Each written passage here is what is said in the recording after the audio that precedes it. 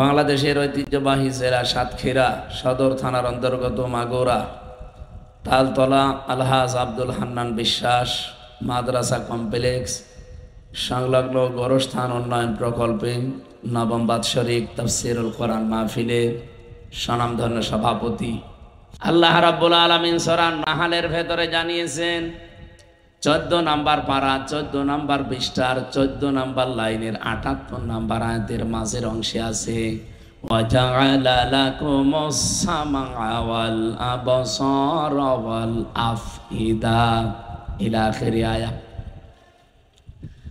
আল্লাহ পাক বলেন, আমি আল্লাহ নিজে শ্রবণ শক্তি, দর্শন শক্তি, বাক শক্তি, আকেল শক্তি, গ্রহণ শক্তি, এই 5টা জিনিস যাকে দিয়েছি, আর ওই যে 18টা সব মিলে 23টা, সে পরিপূর্ণ মানুষ হয়ে দুনিয়ায় আসতে পারে।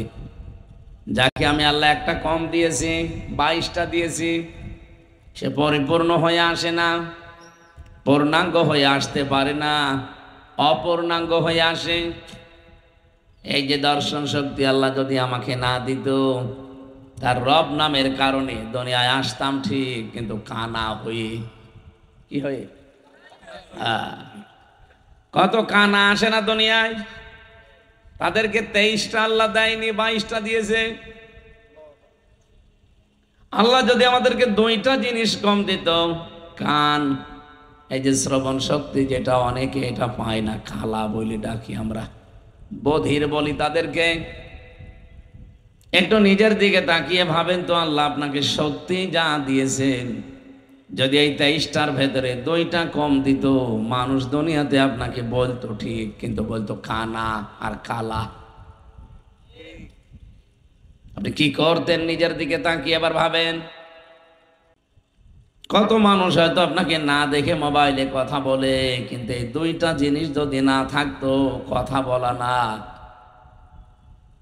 আপনার নাম শুনলে সে ঘৃণা করতে হয়, কানা। আবার বধির, সেদিন ইন্টারনেটে দিয়েছিল, ওই বড়গুনার এক মহিলা কথা বলতো একটা পুরুষের সাথে মোবাইলে, ফেসবুকে চ্যাটিং করতো, কিন্তু দেখে নাই কোনোদিন তার চেহারা। সেই লোকও খুব চালাক, ওর হাত নেই, পা নেই, প্রতিবন্ধী, আবার চোখ টেরা, কিন্তু এমন কায়দায় ছবি এডিটিং করে প্রোফাইলে দিয়েছে, বোঝার কোনো কায়দা নেই, দেখলে মনে হবে রাজপুত্র। ও মহিলার সাথে প্রায় 2 বছর লাইন চলছে। ও মনে করছে জিনিস মনে হয় 1 নাম্বার, চলে এসেছে। চলে আসার পরে যে চেহারা দেখেছে, দেখে একটা হাত নেই, পা নেই, আবার এতদিন মিথ্যা কথা বলেছে যে আমি একটা চাকরি করি। ও মনে করছে যে বিশাল জিনিস হবে। ওই মহিলাও 2 নাম্বার, কারণ ওরও 2টা ছেলে মেয়ে আছে। ওই এসে দেখছে এই অবস্থা, চাকরি করে ঠিক, কিন্তু একজনের জমিতে পানি টেনে দেয়, এই চাকরি। এখন মহিলা বিয়ে করতে আর রাজি না। এই লোকের যে ভাই আছে, সে বলছে, না তুমি কেন আসলে? বলছো তো আমাকে মিথ্যা কথা বলেছে যে নাকি খুব সুদর্শন, বলবে তো যে আমি প্রতিবন্ধী, আবার প্রোফাইলে ছবি দিয়েছে সেই রকম ছবি, আমি দেখে চলে এসেছি। সাতক্ষীরাবাসী, শুধু হাসির জন্য বলি নাই, নিজের দিকে তাকিয়ে বলেন, আপনাকে যদি আল্লাহ এরকম প্রতিবন্ধী করে দিত, হয়তো না। কথা বলেন না কেন? আপনি কিসের মাস্তানি করেন? কিসের অহংকার আপনার বলেন তো? কুমিল্লাতে একবার খাবার খাচ্ছিলাম এক মাহফিলে, হঠাৎ বিদ্যুৎ চলে গেল। পাশে আমার এক অন্ধ বসেছিল খাবার খেতে। আমার যারা চোখওয়ালা মানুষ, তারা চিল্লা পাল্লা করছে, ওই তাড়াতাড়ি কারেন্টের ব্যবস্থা করেন, জেনারেটর লাগান। হঠাৎ অন্ধ আমার হাত চেপে ধরে বলছে, হুজুর মাত্র 2 মিনিট কারেন্ট চলে গেছে, আর আপনি চিল্লাচ্ছেন। অথচ আজ 42 বছর আমার জীবনে কোনো কারেন্ট নেই। আমি কিন্তু জন্মের পরে দেখতে পেতাম, টাইফয়েড হওয়ার কারণে আমার এই অবস্থা হয়েছে। আজ 42 বছর কি আলো কি অন্ধকার আমি জানি না। আপনাকে একটা তথ্য জানাই, এ পৃথিবীতে যাদের চোখ আছে অন্তত তারা দিনের বেলা তো দেখে, রাতের বেলা ঘুমিয়ে থাকলেও স্বপ্নে দেখে। কিন্তু আমরা যারা অন্ধ, আমরা তো দেখতে পাই না, রাতের স্বপ্নেও দেখি না, শুধু আওয়াজ শুনি। আমার ওই দিনই মনে হচ্ছিল, আল্লাহ কিছু যদি দুনিয়ায় না দেয় অন্তত চোখ দিয়েছে, কিয়ামত পর্যন্ত সেজদায় থাকা দরকার। আল্লাহ পাক যদি সত্যি ওই 5টা জিনিস আমাকে ভিক্ষা না দিত, দয়া করে আমার মা বাবা যতই ধনী মানুষ হোক, আকিস গ্রুপের মালিক যদি হয়, আমিও তার বাড়িতে যদি জন্ম নিতাম, আমারে কেউ তাকাইতো না। কথা বলে না কেন? আর এখানে দাওয়াত দেওয়া দূরের কথা, কুষ্টিয়া থেকে পর্যন্ত মোবাইলই করতো না। যে ওর কি দেখবো নিয়ে এসে, ওর চোখ নেই কান নেই, কথা বলতে পারে না। বিজ্ঞান এখন প্রমাণ করছে মানুষকে যে আল্লাহ যে বাক শক্তি দিয়েছেন। আল্লাহ রাব্বুল আলামিনের নবী বলেন, মানুষের এই কণ্ঠনালীর ভেতরে 27টা স্তর আছে, প্রতিটি স্তরে একজন করে ফেরেশতা বসে আছে। আমি যখন একটা কথা বলার নিয়ত করি, এখান থেকে এখানে, এখান থেকে ওখানে, ওখান থেকে এখানে, এভাবে দেওয়া লাগবে। 27 জন এভাবে বসে আছে স্তরে স্তরে। কথাটা বের করার জন্য 26 নাম্বার জায়গা পর্যন্ত ঠিক থাকে, তো 27 নাম্বারে যখন বের হবে তখন আওয়াজটা যাকে আল্লাহ যে আওয়াজ দিয়ে বানিয়েছে ওই আওয়াজে তার কথাটা বের করে দেয়। একবারের জন্য ভাবেন তো, আমাদের দুনিয়ায় যারা আছি সবার কণ্ঠের আওয়াজ যদি একরকম হতো, এ পৃথিবীতে চলাফেরা করা বড় কঠিন হয়ে যেত। আমি যদি মুরব্বীর বাড়ি দিয়ে আজ রাত 2টার সময় যে বলতাম, ম্যাডাম দরজা খোলেন, ও মনে করতো যে ভাই এসেছে, খুলে দিত, বাবা শাহজালাল সব হালাল হয়ে যেত না।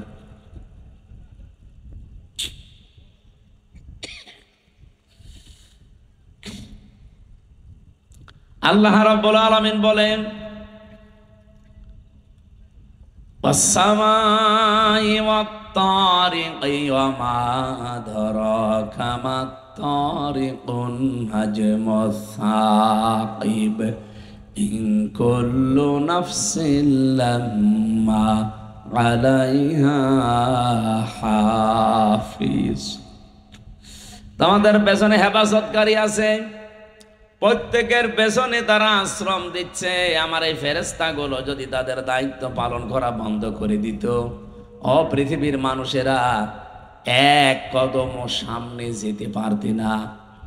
কারণ তুমি একটা পা যখন তোলো, তোমার এই পাটা জমিনে ফেলার জন্য একজন ফেরেশতা দায়িত্ব পালন করে। প্রত্যেকের জন্য আমি আলাদা আলাদা ফেরেশতা রেখে দিয়েছি। যখন তোমার মরণের সময় আসবে, দুনিয়ার হায়াত শেষ হয়ে যাবে, প্রতিটি ফেরেশতা এসে তোমার কাছে শেষ বিদায় নিয়ে যাবে। পা যিনি ফেলেন কদমের জন্য যে ফেরেশতা নিয়ে যেত, ফেরেশতা এসে বলবে, আল্লাহর বান্দা তামাম পৃথিবী ঘুরলাম, তোমার এই পা যে জমিনে পড়বে ওইরকম জায়গা আর পেলাম না, আজকে আমি বিদায় নিয়ে চলে যাচ্ছি, তুমি থাকো। চোখে দেখে যে ফেরেশতা আসবে, এসে বলবে, আল্লাহর বান্দা তামাম দুনিয়া ঘুরলাম, কিন্তু একটা জায়গা পাইনি যে যেখানে চোখ দিয়ে তাকানো যায়। তোমার চোখের দেখার শক্তি আল্লাহ কেড়ে নিয়েছে, আমি বিদায় নিলাম, হিসাবটা ঠিক করে নাও। প্রতিটি ফেরেশতা এই কথা বলে যে হিসাব ঠিক করে যাও। এমন কঠিন জায়গায় তোমাকে কিছুক্ষণ পরে রাখা হচ্ছে, এই পৃথিবীর কোনো কিছুর সাথে তার হিসাব মিলবে না। এখানে আমরা অন্তত যারা আছি, কিয়ামত পর্যন্ত যারা আসবো, প্রত্যেকের হায়াত কিন্তু নির্ধারিত। আপনি কি মনে করেন আদম নবীর পরে যে মানুষগুলো দুনিয়ায় এসেছিল তারা হয়তো বেশি হায়াত পেত? কত 1000 বছর 1200 বছর তারা বাঁচত, তারা বিদায় নিয়েছে, তারা এখন কবরে আছে। আমরাও একটা কবরে ছিলাম, এখন সামনে আর এক কবরে যাব। আমরা যে কবরে ছিলাম তার নাম আলমে আরওয়া, রুহের জগৎ। ওই জগতে একদিনে সবাই আমরা এসেছিলাম আদম নবীর পিঠ থেকে। আল্লাহ পাক বলেন, প্রত্যেককে আমি আদম নবীর পৃষ্ঠদেশ থেকে বের করেছিলাম একই টাইমে, আর সবার কাছ থেকে স্বীকৃতি নিয়েছিলাম একই সময়ে। তাহলে এখান থেকে বোঝা যায় আদম নবী থেকে কিয়ামত পর্যন্ত আমরা যারা দুনিয়ায় আসতেছি সিরিয়ালে হায়াত সবারই এক। কথা বুঝতেছে না? এখনো ক্লিয়ার হয়নি। সবার হায়াত এক, কিন্তু সময়টা আলাদা। আমি ওয়ারাইহিম বারযাখুন ইলা ইয়াউমি ইউবাসুন, তোমাদের এর পরে যে জগতে রাখা হবে সেটা হচ্ছে বারজাখের জগৎ, পর্দার আড়ালে সেই জগৎ। তার নাম আমরা বাংলায় বলি কবর। কি বলি? বলেন বলেন। এর আগে যে জগতে ছিলাম ওইটাও যেহেতু পর্দার আড়ালের জগৎ, ওটাকে আমরা আলাদা একটা নাম দিয়েছি রুহের জগৎ। রুহের জগৎ আর কবরের জগৎ দুইটাই পর্দার আড়ালে। ওই সময় এসেছে যারা এখন কবরে আছে, আমরা এতদিন ওখানে ছিলাম, এখন আছি, কিছুদিন পরে কবরে চলে যাব। এখনো যারা আছে তারা এরপরে আসবে। তার মানে হায়াত কিন্তু সবারই সমান। এই কথা বুঝতেছেন? এই হায়াতের ফেরেশতা এসে বলবে, তামাম দুনিয়া খুঁজে দেখলাম, তোমার জন্য যতটুকু বরাদ্দ ছিল 50 বছর 60 বছর, আমি আর একটা সেকেন্ডও তোমার পেছনে শ্রম দিতে পারি না, আমার সময় শেষ, চলে গেলাম। নিজের এই জীবন সম্পর্কে সচেতন থাকবা। এখন যে জগতে তোমাকে রাখা হচ্ছে এখানে কোনো পরিচয় চলবে না। বিশ্ব নবীর মেয়ে ফাতেমাতুজ জহরারও কোনো পরিচয় খবরে চলেনি। আমি জেনে সাহাবীর হাদিস পড়ছিলাম, হযরতে আবু যর রাদিয়াল্লাহু তাআলা আনহু, তিনি বলেন আমি কবর খুঁড়তে গিয়ে জিজ্ঞাসা করেছিলাম, কবরের মাটি আমি নবীর মুখে শুনেছি নাকি তোমার ভেতরে সাপ বিচ্ছু আসে? যাই আসুক না কেন সাবধান, এখন যাকে রাখবো তিনি কিন্তু বিশ্ব নবীর মেয়ে। কবরের কোনো আওয়াজ নেই। চিন্তা করলেন নবীর কথা তো মিথ্যা না, এ কোনো আওয়াজ দেয় না কেন? ডাক দিয়ে বলে, কবরের মাটি বিভিন্ন আযাব গজবের কথা আমি শুনেছি নবীর মুখে, আমি বিশ্বাস করি এগুলো ঠিক, কিন্তু এখন যাকে রাখতে যাচ্ছি উনি কিন্তু হাসান হোসাইনের মা, উনি হযরতে আলীর স্ত্রী।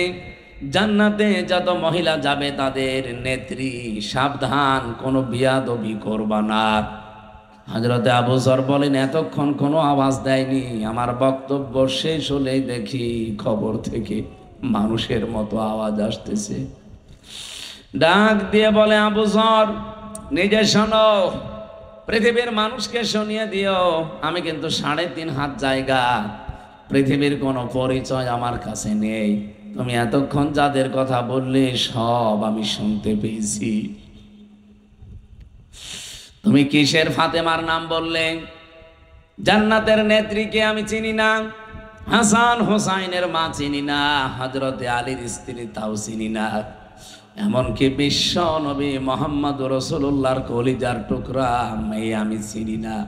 আমি চিনি তার কাজ, যদি সত্যি কাজ কারবার ভালো পায়, তার হায়াতের জিন্দেগি যদি পবিত্র থাকে, ইল্লা মান আতাল্লাহা বিকলবিন সালিম। রব্বুল আলামিন বলেন, আমার কাছে একটাই পরিচয় শুধু কাজে লাগবে, যার অন্তরটা পরিষ্কার থাকবে। এ পরিচয় ছাড়া কোনো কিছুতে আমার কাছে কোনো পরিচয় খাটবে না, চলে যাও। হযরতে আবু যর বলেন, একটা আওয়াজ শোনার পর থেকে আমি এই যে চিৎকার করে বের হয়ে গেলাম, জীবনে কোনোদিন আর সংসার করার সাহস আমার মনে আসে নাই। ও সাতক্ষীরাবাসী, যে যাই করেন না কেন, এরকম একটা জগৎ সামনে আমাদের নেই। আরো জোরে বলেন। বিশাল একটা ভয়ঙ্কর জগৎ আমাদের সামনে আসতেছে। দুনিয়ার এই হিসাবেও যারা দায়িত্বে ছিল, এগুলো যদি একটা একটা করে দায়িত্ব পালন করা বন্ধ করে দিত, দুনিয়াতেও কত অপমান অপদস্থ হওয়া লাগতো। আপনি নিজের চোখের দিকে, কানের দিকে, এই বাক শক্তির দিকে তাকান। আমার চেহারা যতই ভালো হোক, লেখাপড়া আমি যতই আন্দাজে করি, যদি কথা বলতে হঠাৎ আল্লাহ বন্ধ করে দেয়, বিজ্ঞান এখন দেখাচ্ছে যে 27টা স্তরের একটা স্তর যদি অকেজ হয়ে যায়, দুর্বল হয়ে যায়, আপনি যতই জোরে জোরে কিছু করেন কথা বলতে পারবেন না, শুধু গা গো শব্দ হবে। কি দয়া করেছে আমি এই জায়গাগুলোতে যখন কম্পিউটারের সামনে বসি আগে সেজদা দিয়ে নিই যে আল্লাহ, কত মানুষকে তুমি এই কথা বলার যোগ্যতা কেড়ে নিয়েছো। এই যে কাজী নজরুল ইসলাম 43 বছর জীবনে কথা বলতে পারে নাই, বোবা ছিল। আপনি হিসাব করতে পারেন জীবনে আজ যারা আল্লাহর বিরুদ্ধে এই কথাকে ব্যবহার করেন, মানবতার বিরুদ্ধে এই কথাকে ব্যবহার করেন, এখনই যদি আল্লাহ 27টা স্তরের হালকা একটু ফাটল ধরিয়ে দেয়, এমনকি যে শরীরের ভেতরে 5.5 কেজি রক্ত এখন 226 কিলোমিটার বেগে প্রবাহমান চলছে মাথা থেকে পা পর্যন্ত। বিজ্ঞান জানিয়েছে 2 কোটি কোষ আমাদের শরীরে আল্লাহ দিয়েছে। এই কোষগুলো যদি কিছু দুর্বল হয়ে যায়, আর এগুলো দুর্বল হওয়ার কিছু পয়েন্টও আছে, আমার আলোচনা ওদিকে না, আমি ওদিকে যাচ্ছি না। দেখ কথাই বলছি, কোষগুলো যদি সত্যি দুর্বল হয়ে যেত, আপনার কিন্তু এই রক্তের ভেতরে কমপক্ষে 5 প্রকার ক্যান্সার দেখা দিত। ক্যান্সার হওয়ার পেছনেও কিছু কারণ আমি পেয়েছি। তামিলনাড়ুতে ছিলাম, সিলেটের এক ভাইকে পেয়েছিলাম, উনি প্রায় 12 মাস সেখানে আছে। যেদিন আমরা চলে আসবো ওই দিন শুনলাম ওনার রিপোর্ট দিয়েছে যে শরীরের ভেতরে যে 5 প্রকার ক্যান্সার হয় তার ভেতরে 1 প্রকার ধরা পড়েছে। ওনারে বললাম আপনার কত টাকা খরচ হলো? বলছে 1,13,00,000। 1,13,00,000 টাকা অলরেডি 12 মাসে চলে গেছে। আজকে ডাক্তার রিপোর্ট দিয়েছে আমি নাকি আর বাঁচবো না, কারণ রক্তের যে কোষগুলো, ওই কোষগুলো এখন আর কাজ করছে না। আমি খ্রিস্টান ডাক্তারের সাথে কথা বলেছিলাম ইংরেজিতে, জিজ্ঞাসা করেছিলাম তাকে যে হ্যালো ডক্টর, এই যে রোগগুলো হওয়ার কারণ কি? রক্তের ভেতরে যে 5 প্রকার ক্যান্সার, এর 1 প্রকার ধরা পড়েছে, এটার কারণ কি?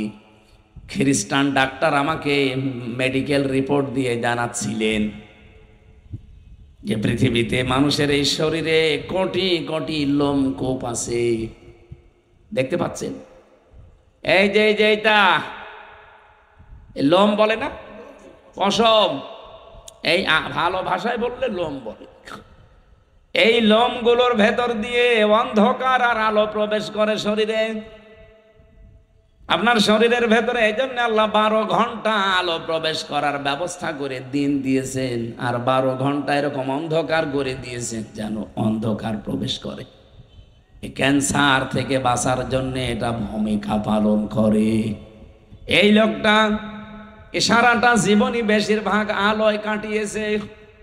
অন্ধকার ওর শরীরের ভেতরে প্রবেশ করা দরকার, সে ব্যবস্থা ওর ছিল না। ও দিনের আলোতে থাকতো 12.5 ঘন্টা, রাতের বেলায় ওই মোবাইলের আলো, কম্পিউটার আলো, টিভির আলো অথবা আলো জ্বালিয়ে ঘুমাতো। এই জন্য নবীর হাদিস হচ্ছে যখন ঘুমাতে যাবেন অন্ধকার করে ঘুমাবেন। 1500 বছর আগে এই কথা বিশ্বনবী জানিয়েছেন। আর বিজ্ঞান এখন প্রমাণ করে বলছে যে ঘুমানোর সময় বাতি আলো লিভিয়ে ঘুমাবেন, অন্ধকার আপনার শরীরের ভেতরে প্রবেশ করবে, ক্যান্সার থেকে আল্লাহ আপনাকে বাঁচিয়ে দেবে। এ মাথার ভেতরে একটা জিনিস আছে, পেছন দিয়ে বের হয়, এটা যত বেশি বের হবে, এটা অন্ধকার না হলে বের হয় না। আমি তো আর আপনাকে বিজ্ঞান বোঝাই না, আমি কোরআন বোঝাচ্ছি। এতে একটা পয়েন্ট এসেছে, এই জন্য এতটুকু বললাম। আল্লাহ রাব্বুল আলামিন সত্যি আমাদেরকে যা দিয়েছেন, উনি যদি একটু এলোমেলো করে দেয়, আমি হামজা আর হামজা থাকবো না। আমার এখনই মানুষ বলবে বোবা। কি বলবে?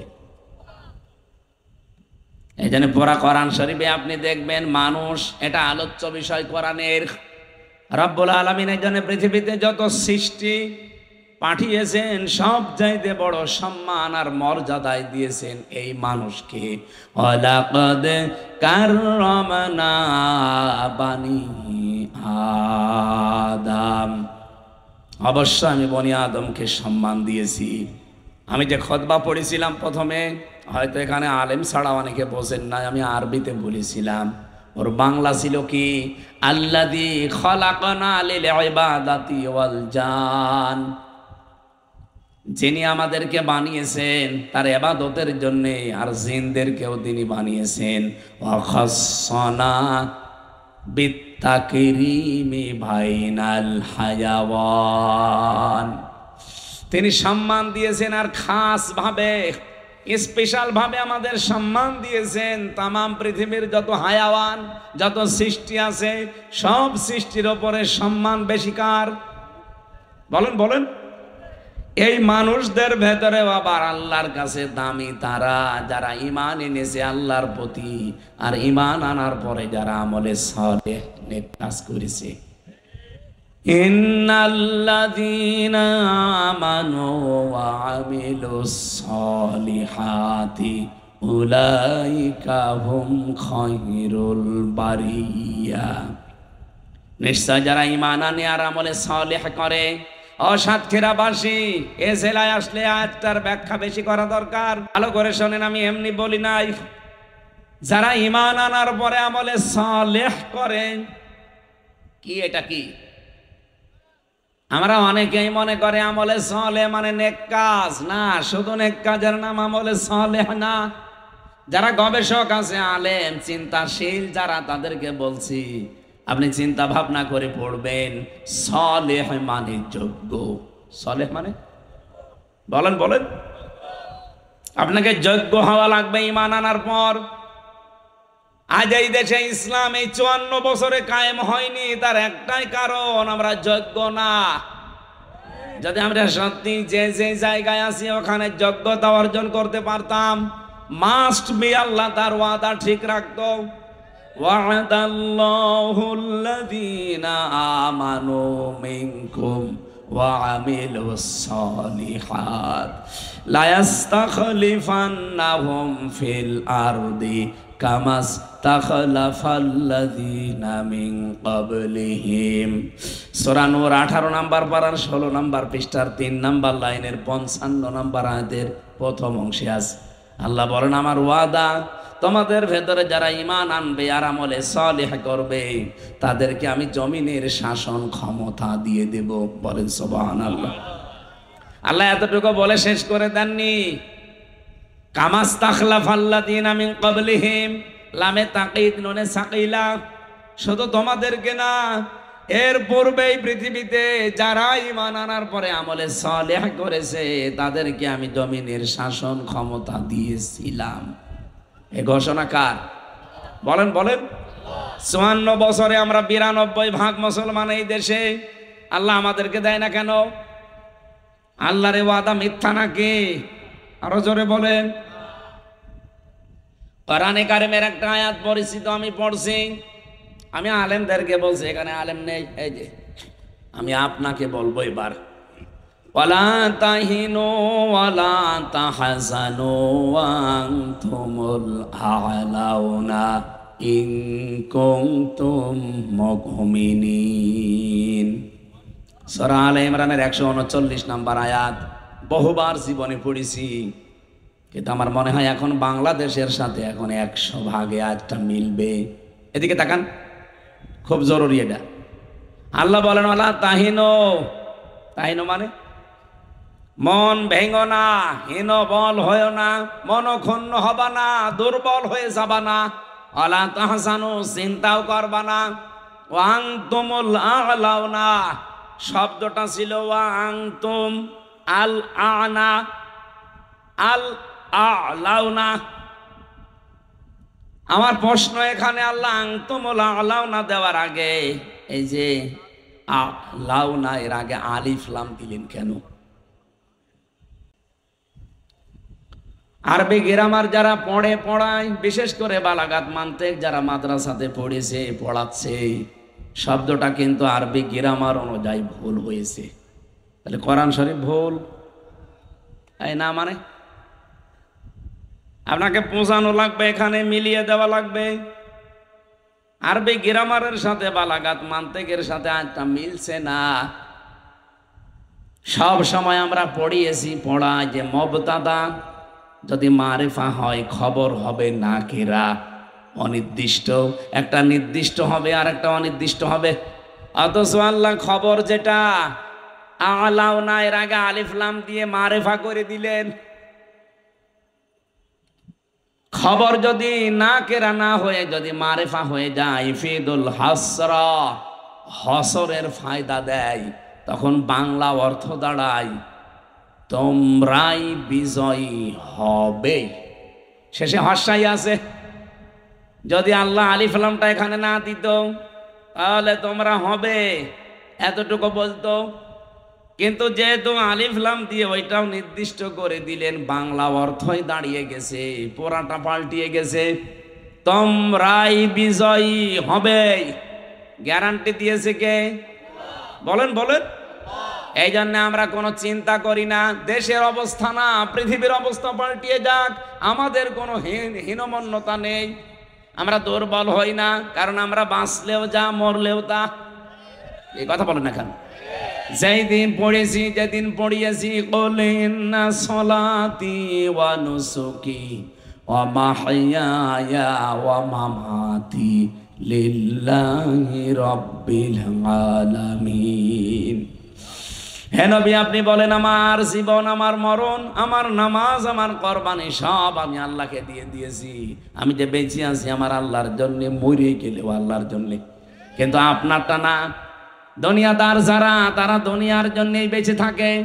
ওদের যা কাজ কার কুল হাল নুনাব্বিউকুম না উনাব্বিউকুম, কুল হাল নুনাব্বিউকুম, কুল হাল নুনাব্বিউকুম বিল আকসারিনা আমালা। সূরা কাহফের ভেতরে আছে 103 নম্বর আয়াত। হে নবী, ওই মানুষদেরকে বলেন এই পৃথিবীতে সব চাইতে বেশি ক্ষতিগ্রস্ত কাজ কারবার করতে গিয়ে কারা জানেন? আকসারিনা দিয়েছেন আল্লাহ ইসমে তাফজিল, আকসারিনা আমালা। আমি কি তোমাদেরকে এই কথা বলবো যে পৃথিবীতে কাজ সবাই করে, কিন্তু ক্ষতিগ্রস্ত কারা? আল্লাযীনা দাল্লা সা'য়ুহুম ফিল হায়াতিদ দুনিয়া ওয়া ইয়াহসাবুনা আন্নাহুম ইউহসিনুনা সুনআ। যে মানুষগুলো দুনিয়াতে সব সময় শুধু টিকে থাকার জন্য কাজ করে, আর ওরা মনে করে আমরা ভালো পথে আছি। আরে ভাই, 15.5 বছরে দেশ উন্নত হয়েছে, এটা আমিও দেখেছি। কিন্তু শুধু দুনিয়ার টার্গেট নিলে চললে হবে না, আপনাকে টার্গেট নেওয়া লাগবে দুনিয়া থেকে। আর দুনিয়া মাজরাতুল আখিরা, এটা হচ্ছে দুনিয়া আখিরাতের ক্ষেত। আমি যদি এখানে বেঁচে থাকি, আমার ক্ষেত এখান থেকে আমি পাঠাবো। আমি বেঁচে থাকলাম, আমার আখিরাতের কোনো পুঁজি নেই। আমি বেঁচে থাকি আর কুকুর আর আমি সমান। আর নরসিমনের কোনো উদ্দেশ্য নেই, আমারও নেই। তা আমি 100 বছর না 1000 বছর হায়াত পেয়ে আমি করবো কি? আজকে পালিয়ে যাওয়া একজন ব্যক্তির অডিও কল শুনছিলাম। আমি ওনার নাম নিতেও ঘৃণা করি, আমার ঘৃণা লাগে। ও নাম বলার দরকার নেই, ও নাম বললে এখন অজু করা লাগবে। কারণ যত মানুষের খুনের সাথে জড়িত, ডাইরেক্ট ইনডাইরেক্ট, ওরে যদি 5000 বার এ দেশে ফাঁসাওয়া হয়, তাও মানুষের ঝাল মেটবে না। অন্তত আমার তো মেটবে না, কারণ আমি 3 বছর।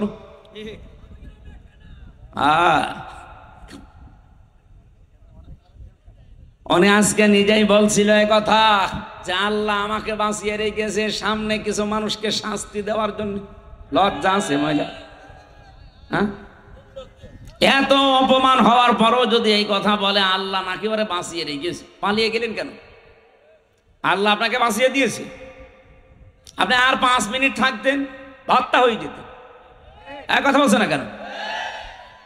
শুধু 5 মিনিটও না, যেটাই যাচ্ছিল এটা দরজা যদি হালকা খুলে যেত।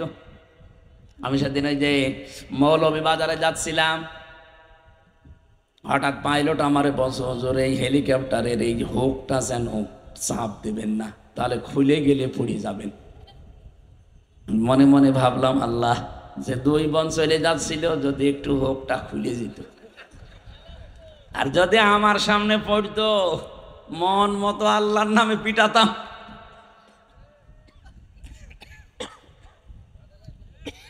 ভাগেও পেতাম না সত্যি। আর সাতক্ষীরায় পড়লে তো আসাবল বুলডোজার নাজিল হয়ে যেত, কারণ এই জেলার একেবারে শেষ করে দিয়েছে। সারা বাংলাদেশে সাতক্ষীরাকে আমরা সবাই মনে করি এটা ফিলিস্তিন। এত এত এত রাগ ছিল জেলার উপরে। সবচাইতে বেশি অত্যাচার হয়েছে সারা বাংলাদেশে সাতক্ষীরা আর চাঁপাইনবাবগঞ্জ। এখানে কত মানুষের বাড়ি ঘর বুলডোজার দিয়ে ভেঙে দিয়েছে। এখানে এরকম মানুষ নেই? সাবেক এমপি, একজন মুহাদ্দিস, একজন কামিল মাদ্রাসার অধ্যক্ষ, তার বাড়ি পর্যন্ত 2 তলা বাড়ি মাটির সাথে মিশিয়ে দিয়েছে বুলডোজার দিয়ে। এটা আমি বানিয়ে বলছি না, আমি তো জানি। আমরা আল্লাহর ওলি খুঁজে পাই না দেশে। অধ্যক্ষ আব্দুল খালেক মন্ডল এটা আল্লাহর ওলি ছিল। এরপরে মাওলানা ইয়াসির না কি জানো নাম, রিয়াসাত আলী বিশ্বাস, হয়তো মাওলানা রিয়াসাত আলী আশাশনীর এমপি ছিল সাবেক, এখন কবরে আছে। আমার তো মনে হয় কবর খোঁড়া যদি জায়েজ থাকতো, আপনি কবর খুঁড়ে দেখতেন লোকটা সত্যি জান্নাতে আছে। কি করেছে দেখেছেন, একজন এমপি আর বাড়ি হচ্ছে মাটির বাড়ি। আর কত মানুষ এই সাতক্ষীরা এমপি হতে না, এমপির শুধু পেছনে থাকে, তার বাড়ি 3 তলা, তাও তো সে ভোটের এমপি না, অবৈধ এমপি। অবৈধ এমপির অবৈধ পিএস, তারই যদি 3 তলা বাড়ি হয়, মাওলানা রিয়াসাত আলীর তো 50 তলা হওয়ার দরকার ছিল। বলেন, আপনি ওলি খুঁজে পান না, চলে যাচ্ছেন সে কোথায়, চট্টগ্রামে জাহাঙ্গীর হুজুরের কাছে। জাহাঙ্গীর হুজুর না, এক জাহাঙ্গীর হুজুর আছে না যে কবরে কলম পড়তে যায়, ও কি হুজুর? সাতক্ষীরাবাসী খুব ভালোবাসি শুধু ইমানের কারণে আপনাদের। বাংলাদেশে তো কত জেলা আছে, কোন জেলার মানুষকে আমার এভাবে ভালো লাগে না। শুধু এই অত্যাচারিত হওয়ার কারণে তামাম বাংলাদেশের মানুষের মহব্বত এই জেলার প্রতি একটা আলাদা আল্লাহ তৈরি করে দিয়েছে। আমি যেমন 3টা বছর ফার্স্ট কন্ডেম ছেলে ছিলাম, এই জন্য আল্লাহ তামাম দুনিয়ার মুসলমানদের ভেতরে যারা নাম জানে, যারা বাংলা ভাষা বোঝে, দেখবেন তাদের ভেতরে আল্লাহ মহব্বত ঢেলে দিয়েছে। কারণ দুনিয়াতে যারা ইসলামের জন্যে, মানবতার জন্যে কষ্ট স্বীকার করবে, মাস্ট বি, তাদের প্রতি আল্লাহ একটা আলাদা ভালোবাসা সৃষ্টি জগতের ভেতরে তৈরি করে দেবে। এখানে একটা নতুন তথ্য বলছি আপনাদেরকে, আলেমদের কাজে লাগবে। এদিকে তাকান। আল্লাহ রাব্বুল আলামিন জানিয়েছেন, ফাইন্না মাআল উসরি ইসরান, ইন্না মাআল উসরি ইসরা। আমি এখানে যারা আলেম আছে তাদেরকে এবার জিজ্ঞাসা করব, আয়াতটা ঠিক আছে না ভুল? হ্যাঁ, ঠিক আছে কি করে? শুধু ঠিক না, আমি আপনাকে একটা জিনিস এখান থেকে বের করে আশার বাণী শোনাচ্ছি। আল্লাহ যে উসরুন দিয়েছেন, দেখবেন উসরুনের আগে আলিফ লাম আছে, এর আগে মা আছে। আমরা জানি যেখানে কষ্টের কথা বলতে গিয়ে আল্লাহ নির্দিষ্ট করে মারেফা করে দিলেন, কিন্তু পরের শব্দটা ইসরা, এটার অর্থ হচ্ছে সুখ, শান্তি, নিরাপত্তা, স্বস্তি, আনন্দ, কল্যাণ। আল্লাহ এই কথাটা বলতে গিয়ে কিন্তু তখন ওখানে আর আলিফ লাম দেয়নি, তখন ওটা মা নাকেরা, অনির্দিষ্ট। তাফসিরে ফি জিলালিল কোরআনে পাবেন এই তথ্যটা, টিকার ভেতরে আছে। মুফাসসির সাইয়্যিদ কুতুব রহমাতুল্লাহ আলাইহি লিখেছেন, এই পৃথিবীতে কোন মানুষ যদি একটা কষ্ট সহ্য করে, কিন্তু কষ্টটা যদি হয় 3টা কারণে, এদিকে তাকান, আপনি যদি একটা কষ্ট দুনিয়ায় সহ্য করেন, কয়টা কারণে? আরো জোরে বলেন। আর যে কোনো কারণে কষ্ট পাবেন, আর আপনাকে আল্লাহ শান্তি দেবে না। কষ্টটা যদি হয় 3টা কারণে, আর কষ্ট যদি হয় একটাও, কমপক্ষে দুনিয়া আখেরাত মিলিয়ে আপনাকে আল্লাহ 10 থেকে 70টা শান্তি ভোগ করাবে। না, আপনি বলছেননি। আপনি যদি দুনিয়ায় কষ্ট পান কয়টা? আরো জোরে। কারণ কয়টা? যে কোনো কারণে কষ্ট পেলে কিন্তু শান্তি পাওয়া যায় না। হাসিনাও কষ্ট পেয়েছিল, আইনি কে কান্না কানছিল দেখেছেন যাওয়ার দিন, মনে আছে স্বামী মরে গেছে। কিন্তু এই কষ্টে এই তিনটা কারণে আপনি দেখবেন হয়নি। এক নাম্বার কারণ হওয়া লাগবে, কষ্ট পেয়েছেন কিন্তু আল্লাহর জন্যে। ওকে, আল্লাহর জন্য কষ্ট পেয়েছি, রাসূলুল্লাহর জন্যে পেয়েছিল, মানবতার জন্যে। আরো মানবতাকে ধ্বংস করিস, এই কথা বলেন না কেন? তাহলে তিনটা কারণের একটাও পেলাম না। হ্যাঁ, পৃথিবীতে কেউ যদি আল্লাহর জন্য কষ্ট পায় একটা, রাসূলুল্লাহর জন্য কষ্ট পায় একটা, মানবতার জন্য কষ্ট পায় একটা। আমি 3টা বছর জেলে ছিলাম আমার ব্যক্তিগত গুনার কারণে না, ওদের আক্রোশের কারণে। কারণ আমাকে যে মিথ্যা মামলা দিয়েছিল, ছাতা আমি জীবনে কোনোদিন না আমি শুনি নাই। আমারে দিয়েছে আমি নাকি আনসারুল্লাহ বাংলা টিমের প্রধান, কি এটা আমি জানি না। ভেতরে যে একজনকে পেয়েছিলাম মনে হচ্ছে আল্লাহর দলের সভাপতি, ওনার নাম হচ্ছে আব্দুল মতিন, 17 বছর জেলে। ওনার একদিন বললাম, ভাই আপনি আল্লাহর দলের সভাপতি, সেক্রেটারিকে? বলছে আমার ছেলে। ও সভাপতি, ওর ছেলে সেক্রেটারি, বাংলাদেশে আর কেউ নেই, এই হচ্ছে জঙ্গি। আমাদেরকেও এরকম সন্ত্রাস বিরোধী জঙ্গি মামলা দিয়ে বিশ্বের মডলদেরকে দেখাতো যে এই দেশে ভয়াবহ জঙ্গি দেখা দিচ্ছে। আমরা যদি না থাকি এ দেশ কিন্তু আর আয়ত্তে রাখতে পারবেন না। এই মিথ্যা কথাগুলো বিশ্বের মডলদেরকে জানিয়ে, অথচ এটা যে ডাহা মিথ্যা কথা এখন প্রমাণ হয়ে গেছে। জঙ্গিও নাই, যে কয়টা আছে কয়েকটা উগ্র, তারা এখন ছেলে। অথচ তাম দুনিয়ার মডলদেরকে এটা এতদিন দেখিয়েছে যে এই দেশে কিন্তু জঙ্গি ভরে গেছে। আমরা না থাকলে কন্ট্রোল করা যাবে না। কন্ট্রোল করা যাবে না, 9 মাস কি হচ্ছে? কিছুই তো হয়নি। কারণ জঙ্গি যারা নাটক করবে, সে নাটক বাস পালিয়েছে। আর যাদেরকে দিয়ে নাটক মঞ্চস্থ করবে তারা এখন সবাই পালায়নি। এই জঙ্গি মামলা যারা সাজিয়েছিল, আমারে যারা রিমান্ডে নিয়ে, আমার এমন কোন জায়গা নেই যেখানে টর্চার ওরা করে নাই। এই মানুষগুলো এখনো পর্যন্ত বহাল তবিয়তে আছে। এই সাতক্ষীরাতে এসেছে, এখন শুনছি সাতক্ষীরার দায়িত্বে এখন এসেছে একজন, আমি নাম নিলে আপনারা এখনই চিনে ফেলবেন। আরে বাবা, ইমান মনে মাটি ফুড়িয়ে উঠতেছে। এরা নিজেরা জানতো যে আলেমদের কোনো দোষ নেই, এরা জঙ্গিও না, ওরা নিজেরা আমার এই অফিসার বলেছে। অথচ চুরি করে এখন নাকি সাতক্ষীরায় দায়িত্ব নিয়েছে। সাতক্ষীরা হচ্ছে একটা ফিলিস্তিন। আপনি কোন সাহসে জেলায় আসলেন? আলেমদের যেভাবে কষ্ট দিয়েছেন, সে এখন যদি বলতে চায় যে না আমি কি, আমি তো কর্মচারী, আপনি তো সব জানতেন, আপনি বলতে পারতেন না, না আমি এই জালেমদের সাথে নেই, দরকার আমি ভ্যান চালাবো। কথা বলেন না কেন? এই জন্যই তো বারবার বলছি 1628 জন মানুষ দায়িত্বে আছে এই দেশের। এগুলো সব আগে ছিল, এগুলো সব পাল্টান, নতুন করে মানুষ ওই জায়গায় জমা দিন। এখনই যদি নির্বাচন সংস্কার না করে দেওয়া হয়, আবার দিনের ভোট রাতে হবে। কারণ এই মানুষগুলো এই 15.5 বছরে এই জালেমাদেরকে টিকিয়ে রেখেছিল। এরাই এই ডিসি, এই এসপি, এই টিওনো, এই ওসি, এই একই জিনিস। হ্যাঁ, খালি জায়গা পাল্টিয়েছে। কুষ্টিয়ার ডিসি এসেছে খুলনায়, খুলনারটা গেছে মেহেরপুর, মেহেরপুরেরটা লালমনিরহাট। এই কথা বলছে না কেন? মাল তো সব একই আছে, খালি জায়গা পাল্টিয়েছে। তো ওদেরকে এখন দিলে তো ওরা আগে যা করেছে তাই করবে। এই জন্যে বারবার বলা হচ্ছে যে পাল্টান, আজকে পাল্টিয়ে কালকে নির্বাচন দিয়ে দেন, কোনো অসুবিধা নেই। আর 2732 জন মানুষ মারা গেল। অন্য বিচার আমি সব বাদ দিলাম, এই 2732 জন মানুষ বিচার এটা তো মাস্ট বি হওয়াই লাগবে। নাই তো ওদের মা বাবার কাছে, ওদের স্বামীর কাছে, ওদের ছেলে মেয়ের কাছে কি জবাব দেবেন আপনি বলেন? আপনি যে চেয়ারে বসে পড়লেন, কালকে মনে করেন নির্বাচন দিয়ে হবে, ওই মানুষগুলো জীবনের দাম নেই? আবু সাইদের জীবনের দাম ছিল না? কথা বলেন না কেন?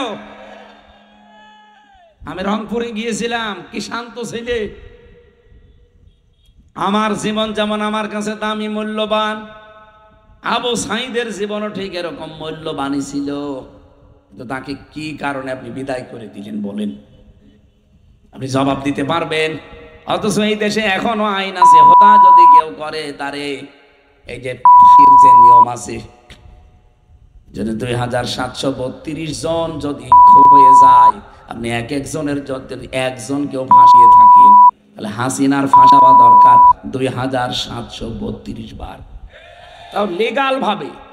আর বাকি যা আছে ওই যে গম খন আয়না ঘরগুলো তো বাদই দিলাম, শুধু লিগাল মরেছে। তো এগুলো তার কোনো ভেজাল নেই, এগুলো সব ভিডিও ফুটেজ আছে। এই কথা বলছি না কেন?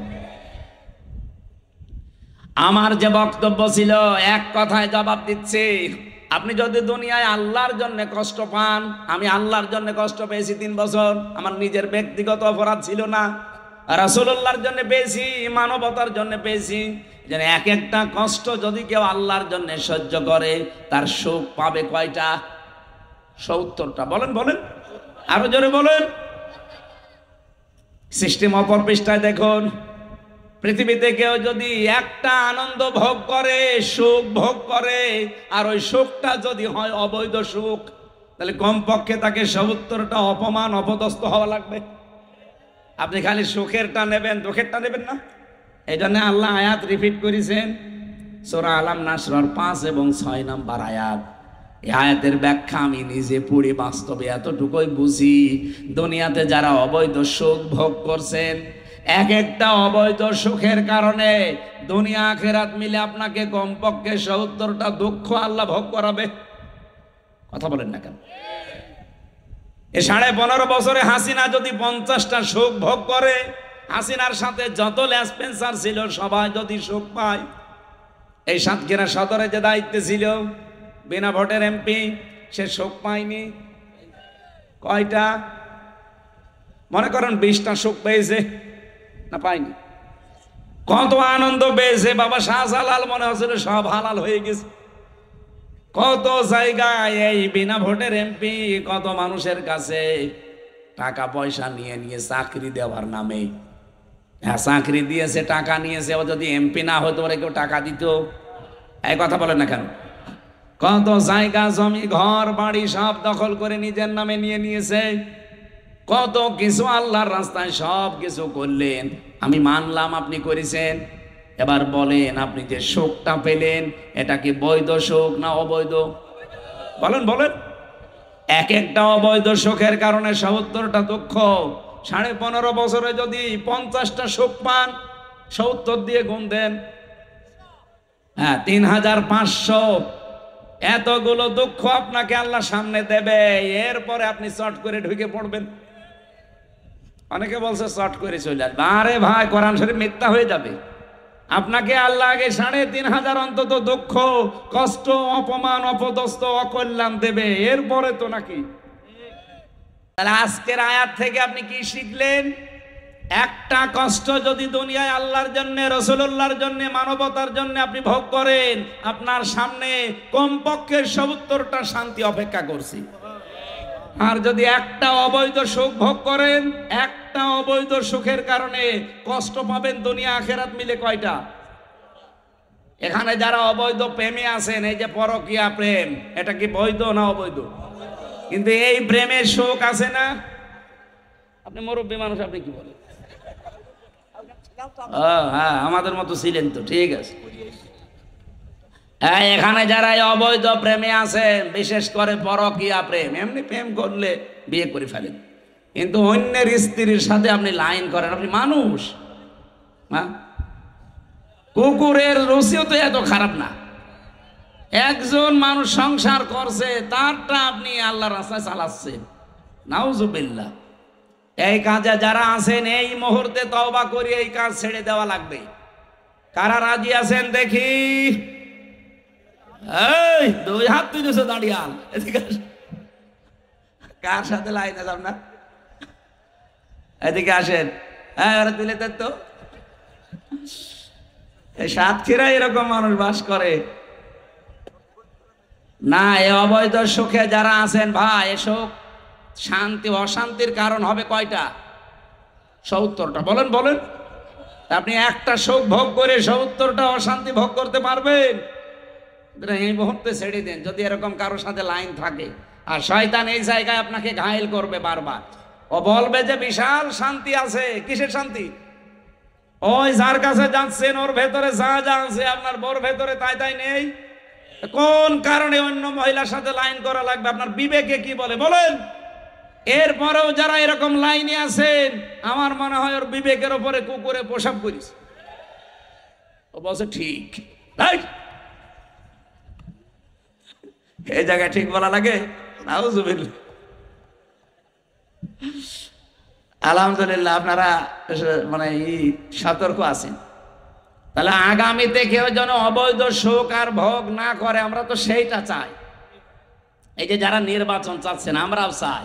আরে ভাই এই অবস্থায় দিয়ে দিলে তো বললাম না ওই 1628 জন ওই মানুষই আছে, ওরা আবার দিনের ভোট রাতে করে ফেলবে, কারণ ওরা এই কাজই করেছে। এই কথা বলেন না কেন? যদি সংস্কার না করে এই বিচারগুলো শেষ না করে আবার দিয়ে দেন, দেখেন আবার সামনে যারা আসবে তারা হাসিনার চাইতে ডবল খুনি হবে।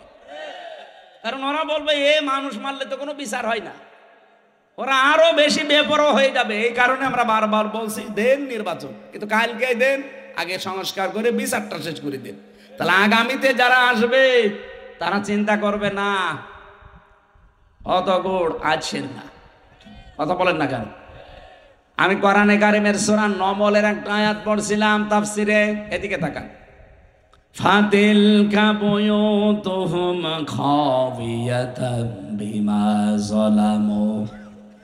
এটা সূরা নমলের ভেতরে আছে 19 নাম্বার পারা 20 নাম্বার পৃষ্ঠা 7 নাম্বার লাইনের 52 নাম্বার আয়াতের প্রথম অংশে আছে।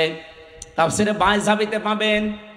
আল্লাহ পাক বলেন এই সেই ঘরগুলো কি, এই ঘরগুলো কি? খাবিয়াতান, জনশূন্য হয়ে আছে, আজ পরিত্যক্ত হয়ে গেছে। বিমা যালামু, এখানে জুলুম করা হতো এই কারণে।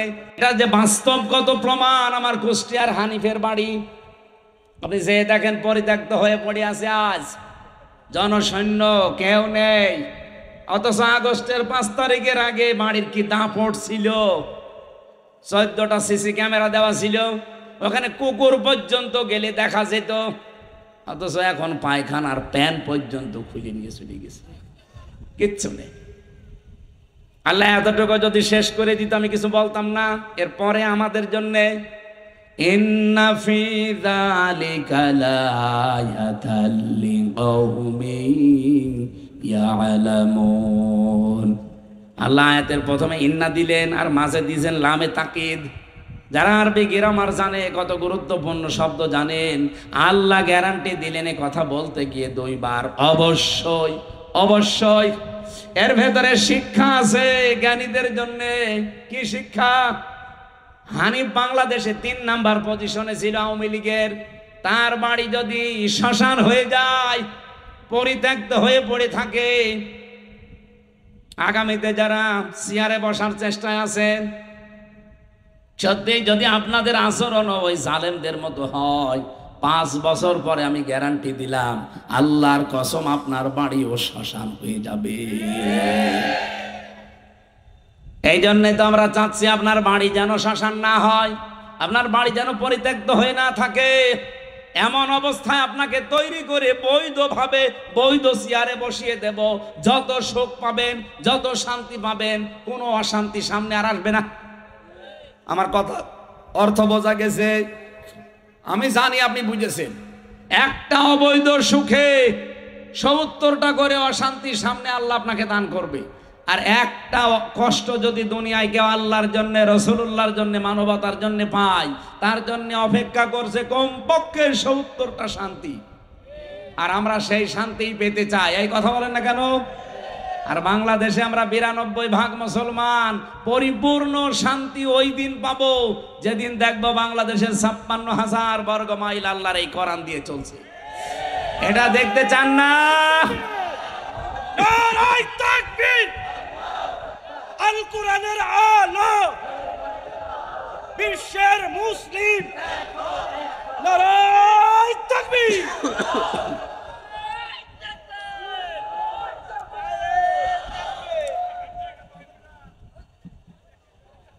আমি করছি তাফসির আর ও বসে গজল বলে। কোন ধরনের মানুষ গো? ওকে শুনছে নাকি অন্য জগতে আছে? কি বলছে আপনি বুঝতেছেন ভাই? আমি যে আয়াত পড়েছিলাম না সূরা আলে ইমরানের 139 নম্বর আয়াত, আল্লাহ বলেন কোনো ভয় নেই, হীনমন্য হবা না, ভেঙে পড়বা না, দুর্বল হবা না, চিন্তাও নেই। ওয়াং তোমরা আলাউনা, তোমরাই বিজয়ী হবে, তোমরাই।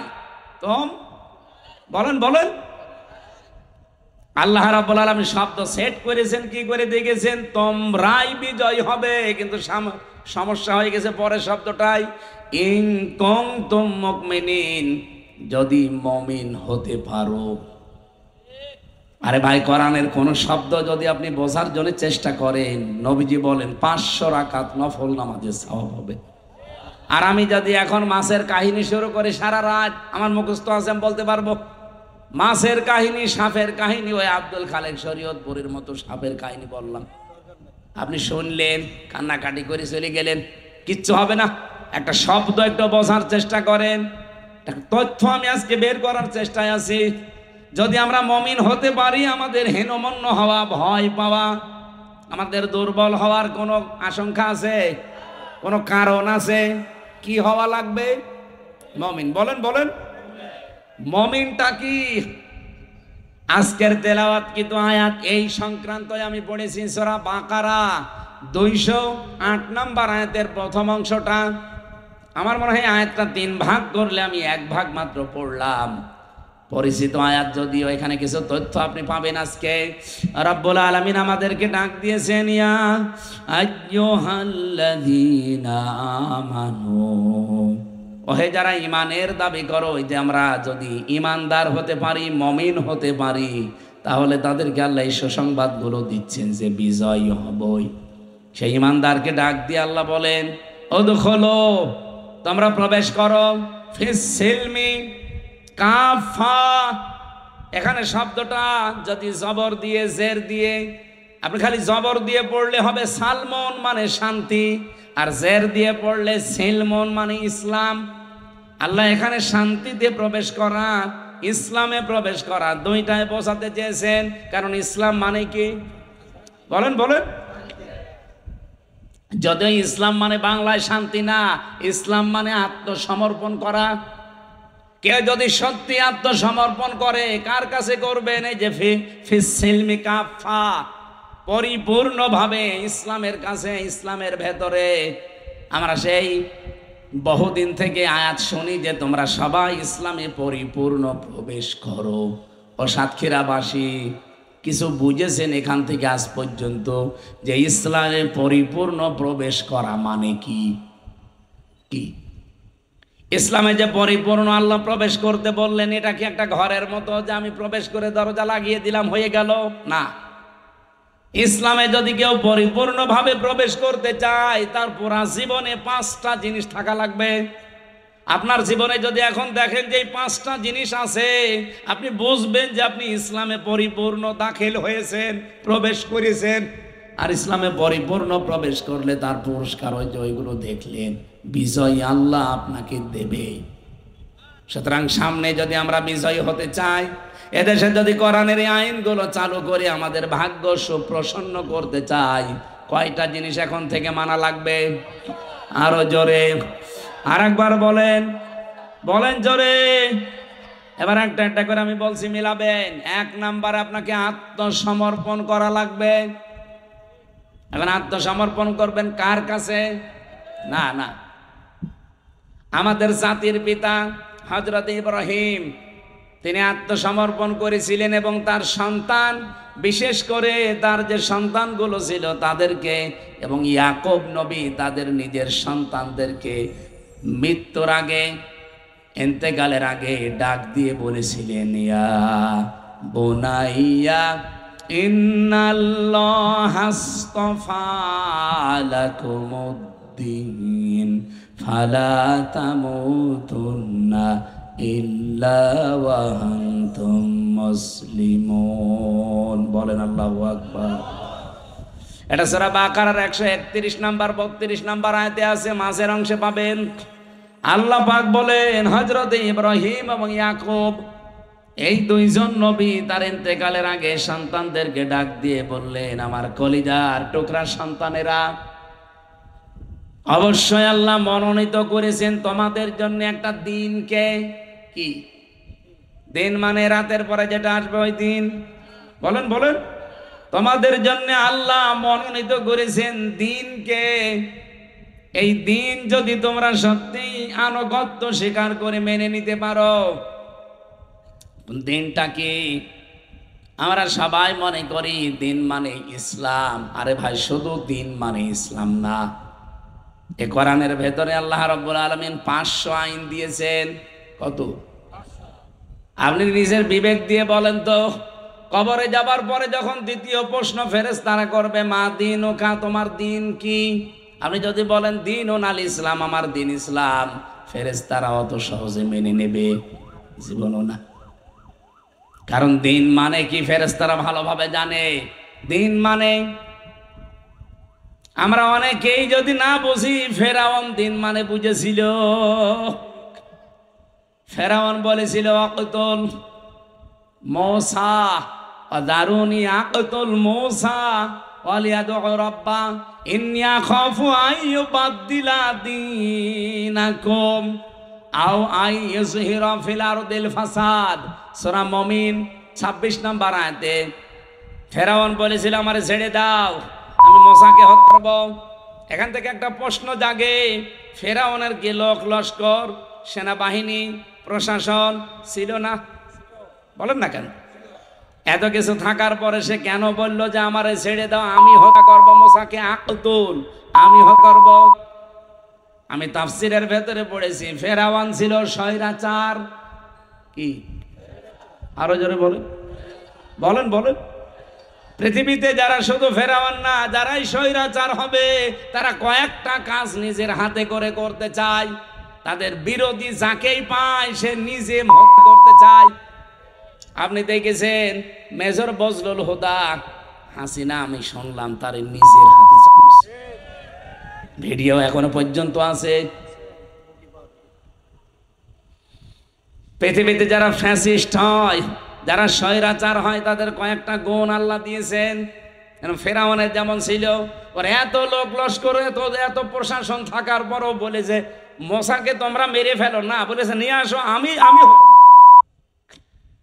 এদের ভেতরে আল্লাহ এটা তৈরি করে দেয়। যখন মানুষ ফ্যাসিস্ট হয়ে যায়, স্বৈরাচার হয়ে যায়, সীমা লঙ্ঘন করে, তখন আল্লাহ পাক তাকে অপমানজনক শাস্তি দেওয়ার জন্য এই কাজগুলো করার সুযোগ করে দেয়। তামাম দুনিয়া তখন তাকে ঘৃণা করে। এই তথ্যটা আছে সূরা আলে ইমরানের, ইন্নামা নুমলি লাহুম লিয়াজদাদু ইসমা ওয়া লাহুম আযাবুম মুহিন। অবশ্যই ওদের পাপের বোঝা যখন পরিপূর্ণ হয়ে যায়, তখন আমি আল্লাহ ওই লোকটাকে অপমানজনক শাস্তির ভেতরে ফেলে দেই। নয়তো কোন কারণে বলেন নিজে বুকের উপরে পা দিয়ে নিজে জবাই যাবে বলেন? আর লোক ছিল না দেশে? প্রশাসন তার নিজের, বিচার ব্যবস্থা তার নিজের, সব গোয়েন্দা তার নিজের, দলীয় তার নিজের। ও বলতে পারতো না যে ওরে তোমরা মেরে ফেলো? ও নিজে জবাই দিয়েছে। এটা ফেরাউনের স্বভাব, স্বৈরাচার যারা তাদের স্বভাব। এটা তো আমি বানাচ্ছি না, আমি বানালে আলেমরা ছেড়ে দিত আমারে। 2 নম্বরেও বলেছিল আমি কেন মূসাকে হত্যা করব জানো? কারণ আমি আশঙ্কা করছি আমার দেশে যে আইন কানুন চলে, এই আইন কানুন মূসা পাল্টিয়ে ফেলবে। এই বাংলাদেশে যারা আল্লাহর আইন প্রতিষ্ঠা করতে চায়, মানুষের তৈরি করা আইন বাদ দিয়ে, জালেমদের টার্গেট শুধুই তারা। এই জন্য দেশে আল্লাহর আইন যারা কায়েম করতে চাইতো তাদের 11 জনকে ফাঁসি দিয়েছে। এই কথা বলেন না কেন? 5 জনকে তো সরাসরি, আর 6 জন আল্লামা দেলাওয়ার হোসেন সাইদি সারা জীবন বলতো আমরা আল্লাহর আইন চাই, তাকেও মৃত্যুর দিকে ঠেলে দিল। দেখেন অন্য যারা আছে তাদের কিন্তু জালেমরা টার্গেট করে না। কত মানুষ এই তাহেরির মতো কত ডাক দিচ্ছে, তাহেরিও নাকি ফিলিস্তিনের পক্ষে ডাক দিয়েছে। ওর মতো শয়তান যদি ফিলিস্তিনের পক্ষে ডাক দেয়, শয়তান তো বসে বসে আসবে যে ও আমার চাইতে বড় শয়তান, এত শিরিক বাংলাদেশে কেউ করে না। কথা বলেন। কেল্লা বাবা, ফতে বাবা, শাহ আলী বাবা, দয়াল বাবা, আর ওই শয়তান নাকি সাতক্ষীরা জেলায় আসে। এত বড় শয়তান এই জেলায় ঢোকে কি করে? সোচ্চার হবেন যারা প্রকাশ্য শিরিক করেছে, যে মানুষগুলো প্রকাশ্য ইসলামী আন্দোলনের বিরুদ্ধে অবস্থান নিয়ে হাসিনার পক্ষে একেবারে সরাসরি ভোট চেয়েছে। আপনি দেখেন ওবায়দুল মুক্তাদির ব্রাহ্মণবাড়িয়ায় শয়তানের পক্ষে তাহিরি ভোট চাচ্ছে। এত বড় ভিডিও ফুটেজ থাকার পরে সে জেলায় ঢুকবে মানে ও তো বাংলাদেশে থাকা ঠিক না, ও তো কাওয়া কাকুর মতো পালানো দরকার ছিল। এই কথা বলে না কেন? আর ফেলিসের পক্ষে এখন ডাক দিচ্ছে না, এগুলো সব ষড়যন্ত্র। দেখবেন আওয়ামী লীগের লোকজন দিয়ে যা টাকা পয়সা কামিয়েছে এগুলো তাদের কাছ থেকে নিয়ে একটা বিশৃঙ্খলা তৈরি করার চেষ্টা করবে। গোপন খবর তো আমরা জানি, নাই তো 12 এপ্রিল সারা বাংলাদেশের সব দলমত এক হয়ে গেল, ওই শয়তানরা আসে নাই। কথা বলেন, জামাত, বিএনপি, জাতীয় পার্টি কি সব এক হয়ে গিয়েছিল না? বাংলাদেশে শুধু মনে হয় কয়েকটা যারা মানুষ নামে কলঙ্ক তারা বাদ দিয়ে সব এসেছিল। আর ওই শয়তানরা বলছে না, আমরা ওদের সাথে নেই, আমরা আলাদা। বিশ্ব ওই দিন একটা চমক দেখলো আর ওরা বলছে আমরা আলাদা। এই এখন একটা বিশৃঙ্খলা তৈরি করার জন্য ওদের তো টাকা পয়সার অভাব নেই, মারিং কাটিং করা টাকা, ওইগুলো এখন হালাল করবে। সেদিন সিলেটে 12 জনকে ওরা 3 কোটি টাকা দিয়েছিল, 3 কোটি। বলেছিল দেশে একটা বিশৃঙ্খলা তৈরি করো, জামাত ইসলামের বিরুদ্ধে ফতোয়া দাও। ধরেছে প্রশাসন, পিটিয়েছে। একজন বলছে আমারে পিটাবেন না, আমি সব বলে দিচ্ছি। কি 3 কোটি টাকা আমাদেরকে দিয়েছে আওয়ামী লীগরা, বলেছে জামাতের বিরুদ্ধে কথা বলবা। আমরা তো টাকা হালাল করার জন্য ফতোয়া দিচ্ছিলাম। এই চলছে সামনে। আমার মনে হয় এরাও দুর্বিসন্ধি আছে, এরাও কিছু খেয়েছে বা পেয়েছে। নাই 12 তারিখে গেলেন না, হঠাৎ এখন আপনাদের সাগান দিচ্ছে মানে এই কথা বলেন না কেন? এর ভেতরে কোনো দুর্বিসন্ধি নেই? যারা আল্লাহর জমিনে আল্লাহর দিন কায়েম হোক এটা চাই না, বাতিলরা তাদের টার্গেট করে না, কারণ জানে যে এরা আমাদের যে কোনো কায়দায় বন্ধু। কিন্তু যারা চেয়েছিল, দেখেন ফেরাউন বলেছিল আইও বাদ দিলা দীনাকুম। আমার মনে হচ্ছে মুসা আমার রাষ্ট্রের ব্যবস্থা সব পাল্টিয়ে দেবে। এখানে দিন মানে রাষ্ট্রীয় বিধান। তাহলে আপনি আত্মসমর্পণ করতে চাইলে রাষ্ট্রীয় বিধান যেটা আছে, এখন যেটা আছে এর সামনে আত্মসমর্পণ করলে ঈমান আমল থাকবে। এই জায়গায় আল্লাহর এই দিন নিয়ে যাওয়া লাগবে। ইব্রাহিম নবী, ইয়াকুব নবী তাদের সন্তানদেরকে এটা বলেছিলেন। আমরা কি নবীদের সন্তান না? বলেন না কেন? আমাদের জাতির পিতার নাম কি? বঙ্গবন্ধু। কে? আরো জোরে বলেন। আমাদের জাতির পিতা পৃথিবীর কোন মানুষকে আমরা মানি না, মানি ইব্রাহিম আলাইহিস সালামকে। উনি ইন্তেকালের আগে আমরা যেহেতু তার সন্তান, এই জন্য লাকুমুদ্দিন, কোম শব্দ আছে, যে তোমাদের সবাইকে আমার আল্লাহ মনোনীত করেছে একটা দিনের জন্য, তার নাম ইসলাম। বলেন বলেন। ওই যে সালমন সিলমন যাই বলেন, ফালা তামুতুন্না, মরবানা ইল্লা ওয়া আনতুম মুসলিমুন, যতক্ষণ মুসলমান না হতে পারো। সুতরাং আপনি যদি ইসলামে প্রবেশ করতে চান পরিপূর্ণভাবে আত্মসমর্পণ করা লাগবে আল্লাহর দ্বীনের সামনে। কিসের সামনে? 2 নম্বরে আপনার ইখলাস তৈরি করা লাগবে প্রত্যেকটা কাজে। লোক দেখানো কাজ বাদ দেন। এদেশে একামতে দ্বীনের আন্দোলন অনেক মানুষ এখন যুক্ত হচ্ছে, অনেককে আমরা দেখতে পাচ্ছি, তাদের ভেতরেও রিয়া, লোক দেখানো, মানুষ দেখানোর কাজ কারবার না। আমাদের পূর্বপুরুষ যারা, আমাদের আকাবির আমরা যাদেরকে মনে করি সাহাবায়ে কেরাম, বিশেষ করে আমাদের যারা জীবন দিয়ে গেল ইসলামের জন্য, এই মানুষগুলো কোনো দিন আপনি পাবেন না লোক দেখানো কাজ করিস।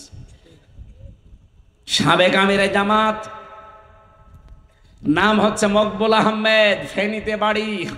কি সাধারণ জীবন যাপন করতে দেখেছেন আপনি তার? এখনকার যিনি আমিরে জামাত ডাক্তার শফিকুর রহমান, উনি একটা দামি জামা ওনাকে উপহার দিয়েছিল, জামাটাও নেয়নি, সঙ্গে সঙ্গে জামাটা একজন গরিব মানুষকে দিয়ে দিয়েছে। এত বড় বিশাল একটা দল বাংলাদেশ জামাত ইসলামী, তার আমির সারা বাংলাদেশের তিনি, অথচ ঢাকাতে তার কোনো বাড়ি নেই, ফ্ল্যাট নেই, ছেলের ভাড়া করা বাড়িতে থাকতো। আপনি চিন্তা করতে পারেন, একটা মেম্বারের তাই ঢাকায় ফ্ল্যাট হয়ে যায়। আর সারা বাংলাদেশের চেয়ে এত বড় একটা দলের আমির, মানুষ লোক খুঁজে পায় না, আমি তো এদেরকে চোখে আঙ্গুল দিয়ে দেখাবো। আপনি যে লোক খুঁজে পান না বলেন, আপনাকে চোখে আঙ্গুল দিয়ে দেখানো লাগবে? সাতক্ষীরা তো জ্বলন্ত প্রমাণ। আমি নিজে সাক্ষী ভাই, আমি নিজে আমার নিজের টাকা একবার 60,000, একবার 10,000, আর একবার 15,000, এই টাকা আমি নিজে আমিরে জামাতকে বললাম যে আপনি খরচ করবেন। সঙ্গে সঙ্গে আল্লাহর বান্দা নিয়ে পাশে যে ছিল দলীয় লোক, তাদেরকে দিয়ে বলল যে দলের জন্য কাজে লাগান। আমি দিলাম হাদিয়া যে আপনার পারিবারিক জীবনে এবং ব্যক্তিগত জীবনে খরচ করবেন। 3 বার দিলাম, লোকটা 3 বারই দিয়ে দিল দলীয় মানুষকে, বললে ওদেরকে সব খরচ করে দেন। এ ছাতায়ের পর থেকে আমি আর দিই না। বলেন তো, এত কষ্ট করে করে টাকা জমাইবেন আর দিই? হাদিয়া নেন, দেওয়াও সুন্নত, নেওয়াও সুন্নত, কারণ ওনার কাছে গেলে উনিও হাদিয়া দেয়। 3 বারে আল্লাহর বান্দা 3 বারই দিয়ে দিই। এজন্য আজকের হাদিস পড়ছিলাম আসার সময়, যারা দুনিয়া বিমুখ হয়ে যায় তাদেরকে সূক্ষ্ম সূক্ষ্ম কিছু জ্ঞান আমার আল্লাহ নিজের পক্ষ থেকে দান করে। দেখেন উনি কত কঠিন কঠিন প্রশ্নের জবাব দেয় এই আগস্টের 5 তারিখের পর থেকে। অনেক সাংবাদিক এমন কড়া প্রশ্ন করেছিল যে জামাত ইসলামী বাংলাদেশ, ইসলামী ছাত্র শিবির, ইসলামী ছাত্রী সংস্থা এত ভালো আপনারা বলেন, তাহলে এতদিন পর্যন্ত তারা রাষ্ট্রীয় ক্ষমতায় যেতে পারে না, মানুষ তাদেরকে চায় না কেন? উনি জবাব দিয়েছিলেন, মুয়াজ্জিন আযান দেয়, সবাই নামাজে আসে। আপনি জীবনে এই জবাব শুনেছেন কোনোদিন? দুনিয়া ত্যাগী যারা হয়ে যায় তাদের মুখ দিয়ে আল্লাহ এমন কথা বের করে দেয় পৃথিবী এর আগে কোনোদিন শুনে নাই। বলেছিল যে মুয়াজ্জিন তো ভালোর জন্যই আযান দেয়, হাইয়া আলাস সালাহ, হাইয়া আলাল ফালাহ, ভালোর দিকে আসো, কল্যাণের দিকে আসো, নামাজের দিকে আসো। সবাই আওয়াজ শুনে আসে? বলেন বলেন। এমনও মসজিদ আছে বাংলাদেশে শুধু ইমাম সাহেব আর মুয়াজ্জিন, তাছাড়া কেউ নেই। এরকম জায়গা নেই? কিন্তু মুয়াজ্জিনকে শুধু ইমাম আর মুয়াজ্জিনের জন্য আযান দিয়েছে। এলাকায় হাজার হাজার মানুষ আসবে, এত বড় মসজিদ, কেউ আসে না। এখন দোষ কি মুয়াজ্জিনের না এলাকার লোকের? এই 54 বছর তো আমরা চেষ্টা চালাচ্ছি এইটা কায়েম করার জন্য। কোনদিন কি আমরা বলেছি যে আমার বাবার নাম রিয়াজউদ্দিন, কুষ্টিয়ায় বাড়ি আমার দাদার নাম জাহান আলী, আমার বাবা আর দাদার আইন আমরা প্রতিষ্ঠা করতে চাই, আপনারা আমাকে রায় দেন? বলেছি? আপনারা তো তাই বলেন যে আমি আমার স্বামীরটা চাই, কেউ বলে আমি আমার বাবারটা চাই। আপনাদেরকে এই পাগলা কুত্তায় কামড় দিয়েছে? যারা বলে আল্লাহর আইন আমরা এই দেশে প্রতিষ্ঠা করতে চাই, মন থেকে বলে, এই জন্য আমরা ইখলাস দিয়ে পরিপূর্ণ হতে চাই। ওমা উমিরু ইল্লা লিয়াবুদুল্লাহ মুখলিসিনা লাহুদ্দিন। 3 নম্বরে যখন দেখবেন আপনার চরিত্র উন্নত, কি বললাম? আর আমাদের চরিত্র এমন, খালি টিন পাওয়া যায়।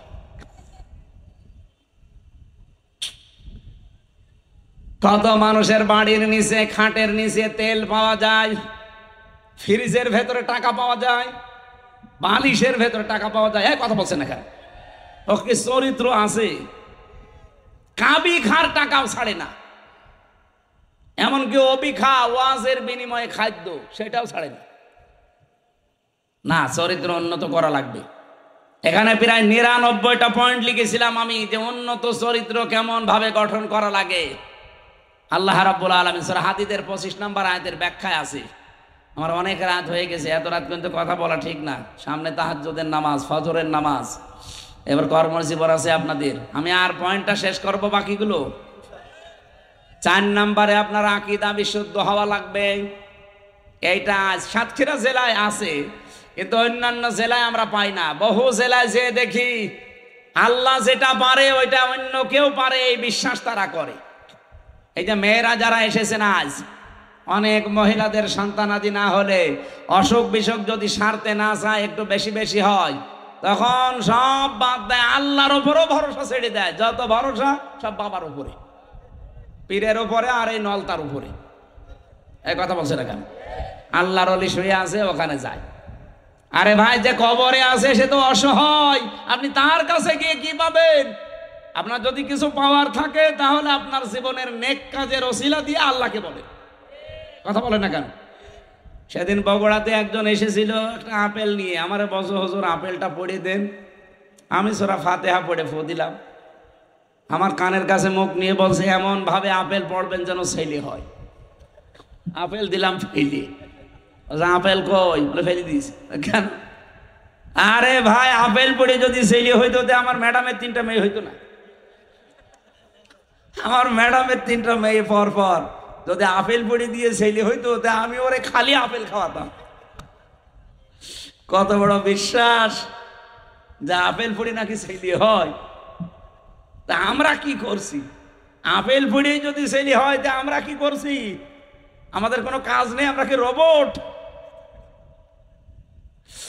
আকীদা সাফ করা লাগবে। আবার বলছি, আল্লাহ যেটা পারে ওইটা অন্য কেউ, আবার বলেন, আল্লাহ যেটা পারে ওইটা অন্য কেউ। আইন তৈরি করতে পারে কে? অন্য কেউ। যদি অন্য কেউ পারে বিশ্বাস আপনি করেন, আপনি শিরিক করলেন। আর শিরিক করলে সে কি? মুশরিক। বলেন বলেন। মুশরিকের জন্য জান্নাত হারাম, জাহান্নাম ওয়াজিব। মেয়েরা যারা এসেছেন আকীদা সাফ করে রাখবেন। আপনার 10 বছর বিয়ের পরে ছেলে হয়নি, আপনি পাগল হয়ে গেছেন। একটা রোগ হয়ে 2-3 বছরে ভালো হয় না, পাগল হয়ে যান। হযরত আইয়ুব আলাইহিস সালাম 18 বছর পর্যন্ত রোগে ভুগেছেন, কোনোদিন কোনো বাবার কাছে চেয়েছেন? আমাদের জাতির পিতা ইব্রাহিম 86 বছর পর্যন্ত সন্তান হয়নি, কোনোদিন কোনো মাজারে যায়নি। বলেন বলেন।